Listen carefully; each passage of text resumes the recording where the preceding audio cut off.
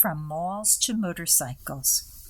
When Christine Smith moved from New York City to the countryside of New Jersey, she wasn't certain that she would fit in with the local teenagers.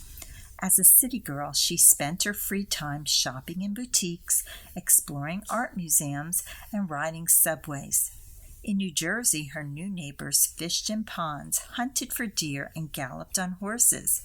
However, most of all, the teenagers loved riding their dirt bikes through wooded trails.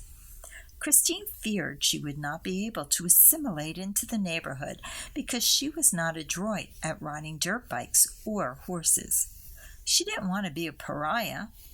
In her mind, both those activities required courage, but Christine's courage was very tenuous. She knew from experience that motorcycles could be very dangerous. In fact, her uncle had died in a bike accident when Christine was very young. Like all humans, Christine had a primeval desire to survive, so the thought of riding a motorbike had never entered her mind. Even so, Christine knew that if she were going to make friends with the other teenagers, she would have to transcend her fear and engender a change in her life. She was convinced that she could do it because she was mutable. One day, a group of teenage boys were going out for a ride on their dirt bikes, and Christine asked if she could join them. George, a tall boy who was one of the best bike riders, rolled his eyes. After a moment, he sighed, pointed to the back of his seat, and said, "Okay, hop on. You can ride with me." Christine was annoyed because George seemed to be talking down to her. She did not like his condescension. A sly, ephemeral smile spread briefly over Christine's face. Her father had been secretly teaching her how to ride his Harley, so she was confident she could handle a dirt bike.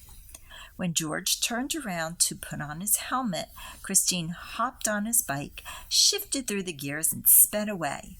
He watched in amazement as Christine raced across an open field. Christine was proud of herself until she suddenly came upon a prodigious rock jutting out of the ground. Since her biking skills were still tenuous, she wasn't able to swerve around it. When the bike hit the rock, it sent Christine flying over the handlebars. The bike flipped into the air and landed only inches from where Christine's body lay prostrate on the ground. George came running up to Christine.